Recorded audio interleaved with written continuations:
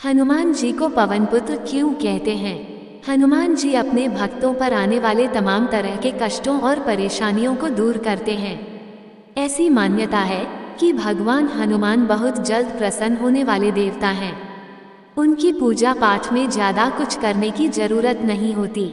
शायद यही वजह है कि आज के समय में हनुमान जी के भक्तों की संख्या भी बहुत अधिक हो गई है।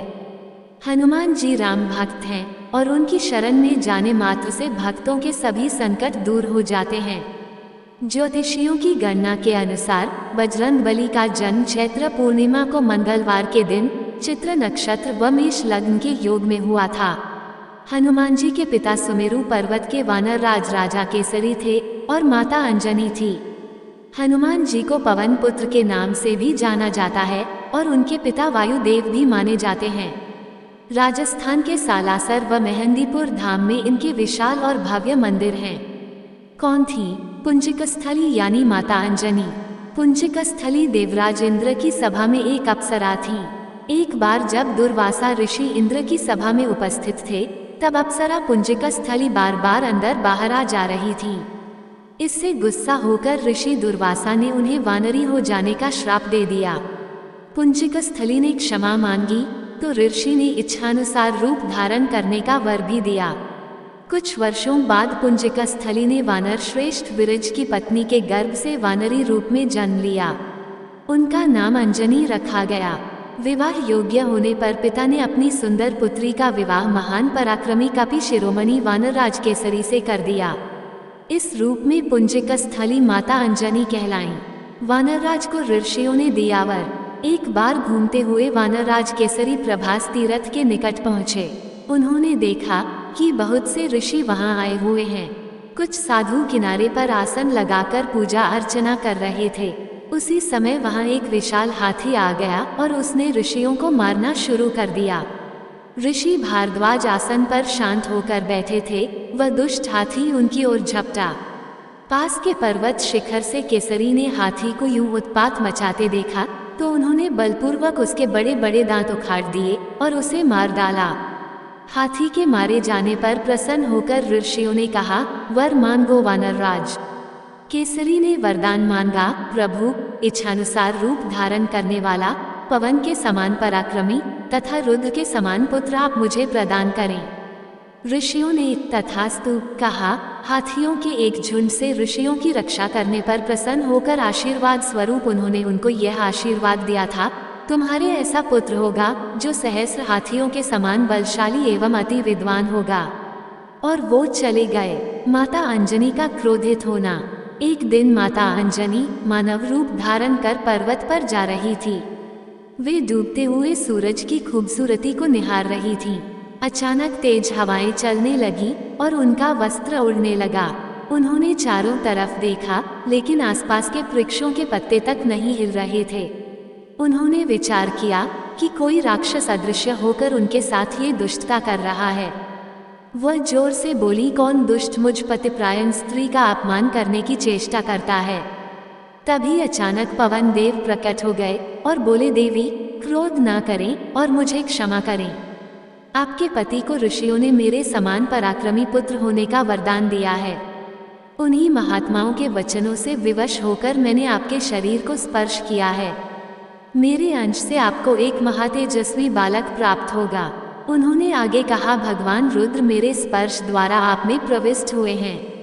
वही आपके पुत्र रूप में प्रकट होंगे। वानरराज केसरी के क्षेत्र में भगवान रुद्र ने स्वयं अवतार धारण किया।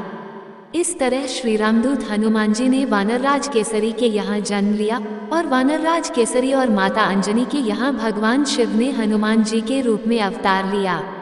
वायुदेव ने पुत्र की रक्षा के लिए ला दी थी तबाही और केसरी नंदन ऐसे बने हनुमान।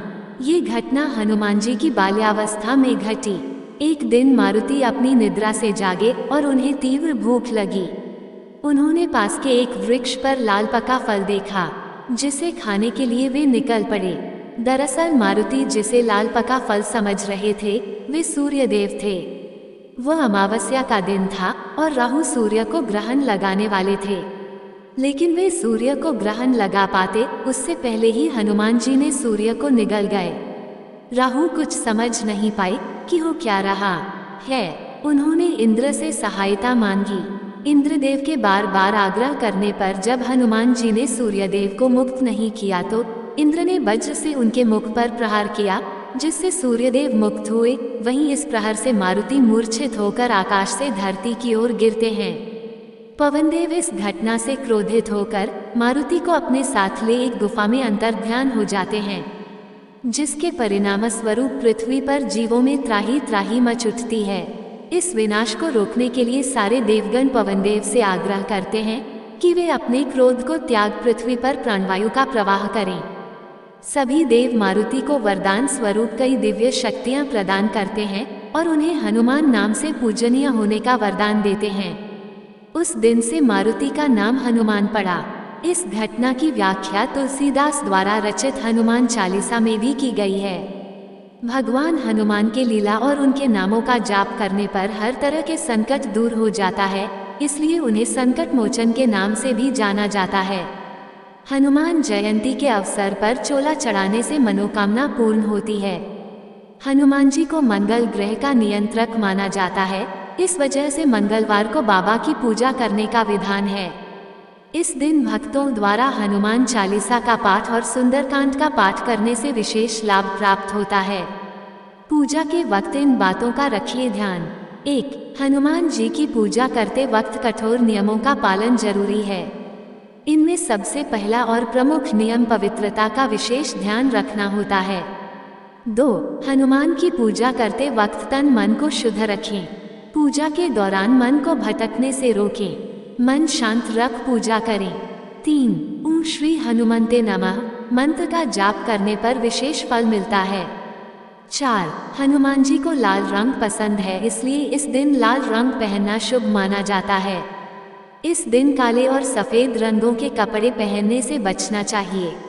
शनिवार को लोग आमतौर पर शनि देव की पूजा करते हैं, लेकिन फिर भी इस दिन हनुमान जी की पूजा की जाती है।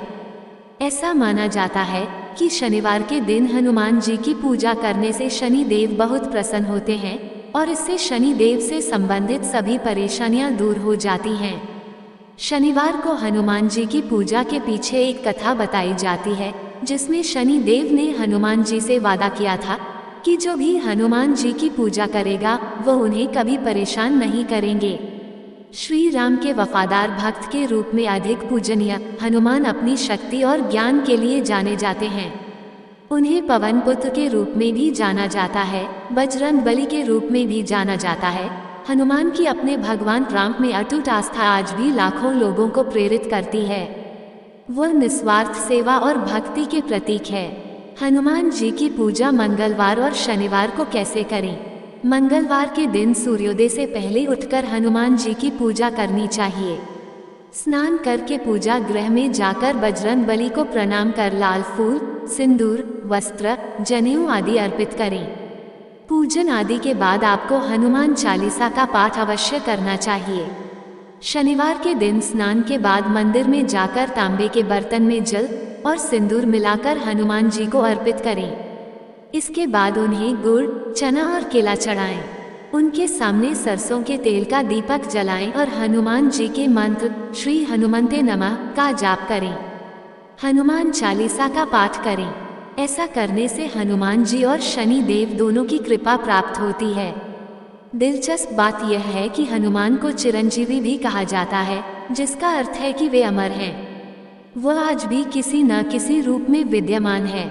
सप्ताह के किसी भी दिन हनुमान जी की पूजा की जा सकती है, लेकिन मंगलवार और शनिवार को अधिक शुभ माना जाता है। इसलिए लोग मंगलवार और शनिवार को हनुमान जी को समर्पित मंदिरों में जाते हैं। इनकी आराधना से व्यक्ति सफलता, शांति, सुख, शक्ति और साहस प्राप्त कर सकता है। जय श्री राम। दोस्तों, आपको ये कहानी कैसी लगी कृपया कमेंट करके जरूर बताएं।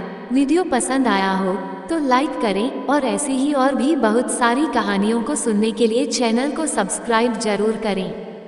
धन्यवाद।